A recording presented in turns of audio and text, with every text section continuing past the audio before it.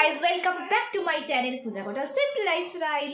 আজকে আবার অনেকদিন পর দেখা। আগে কিছু ক্লিপস তোমাদেরকে দিয়েছি ভিডিওর। আমি বিয়ে বাড়িতে গেছিলাম, সেই বিয়ে বাড়ির কিছু ভিডিও ক্লিপস তোমাদেরকে দেওয়ার চেষ্টা করেছি। আমি এই ওখানে গিয়ে আমি সেরকম ব্লগ শ্যুট করিনি, তাই কিছু ক্লিপসই নিয়েছিলাম। আর রিসেপশনের দিনকে তো আমি একেবারে কোনো রকম ক্লিপসই নিইনি, তাই সেগুলোকে আমি তোমাদের কাছে কিছু দিতেও পারিনি। তো প্লিজ কিছু মাইন্ড করো না তোমরা। আশা করি তোমরা বুঝবে যে বিয়ে বাড়িতে হচ্ছে ওরকম একটু হয়। এখনো অতটা তো আমি বলেইছি আগে যে এতটা এখনো মানে কি বলবো কমফর্টেবল হয়ে উঠিনি সব জায়গায় গিয়ে ভিডিও করার জন্য। তো বিয়ে বাড়িতে তাও কিছু ক্লিপস তো নিয়েছিলাম, কিন্তু মানে রিসেপশনের দিনকে আমি একদমই ক্লিপস নিই। কারণ রিসেপশনের দিনকে আমার ফিরতে প্রচুর লেট হয়ে গেছিলো। অফিস থেকে 9টার সময় এসছি, তাড়াহুড়ো করে রেডি হয়ে গেছি, বাট আমি কিচ্ছু সেদিনকে ক্লিপস নিইনি।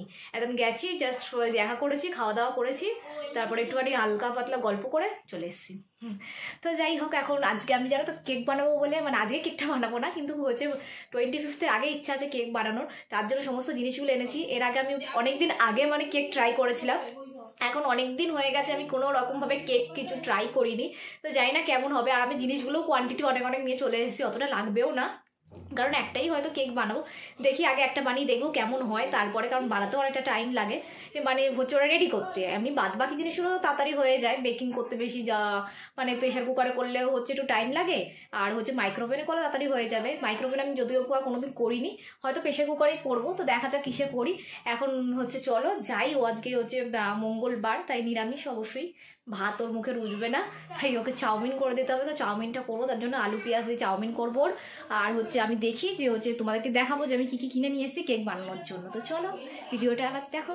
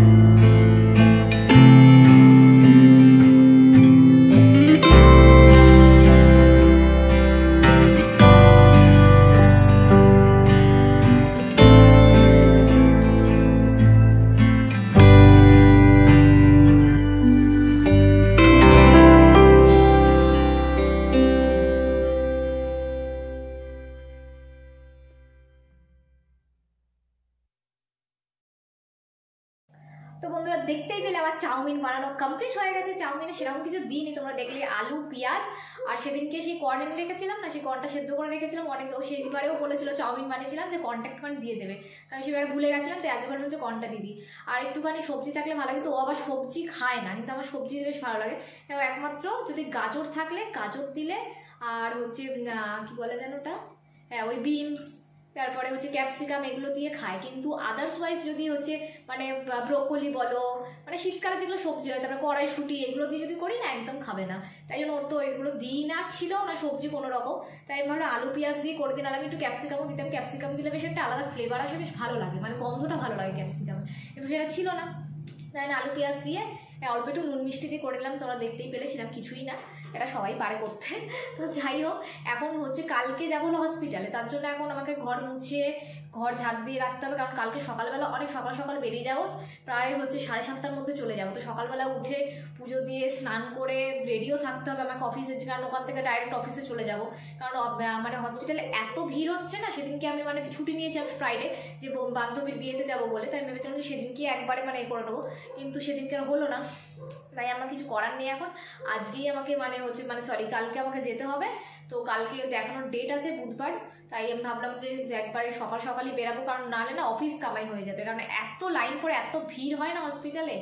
তো হচ্ছে তো যারা জানো না যে হসপিটালে আমি কেন দেখাতে যাই, কি কারণ কি সমস্যা, তার আগের ভিডিওগুলো চেক করে নিতে পারো, অবশ্যই তোমরা দেখতে পেয়ে যাবে, বা আই বাটন আমি দিয়ে দেবো, সেখান থেকে তোমরা চেক করে দেখতে পারো যে কী অসুবিধা কী সমস্যার জন্য আমি ডাক্তার দেখাতে যাই।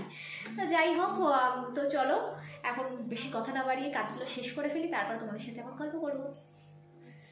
টুটি ফুটে গেছে, আমি বুঝতে পারিনি আন্দাজগুলো, 20 টাকা করে বলেছি, তো অনেকটা করেই দিয়ে দিয়েছে। কিসমিসটা কাজে লেগে যায়, কিসমিসটা হবে না, কিন্তু টুটি ফুটিটা না মানে থাকবে কিনা সন্দেহ থাকে আমার।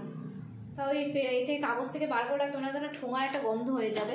আর এদিকে হচ্ছে মোরব্বাটাও অনেকটা হয়ে গেছে, মোরব্বাটা ঠিক আছে, আমার বৌদিকে দিয়ে দিলে খেয়ে নেবে, অনেক ভালোবাসে মোরব্বা খেতে, এটা ইউজ করে খেয়ে নেবে। আমি এতটা লাগবে না, কারণ কেক বানাতে এতটা লাগবে না, মানে ছোটো ছোটো টুকরো টুকরো করে কেটে দেবো, তো এতখানি লাগবে, 10 টাকা নিলে এনাফ ছিল।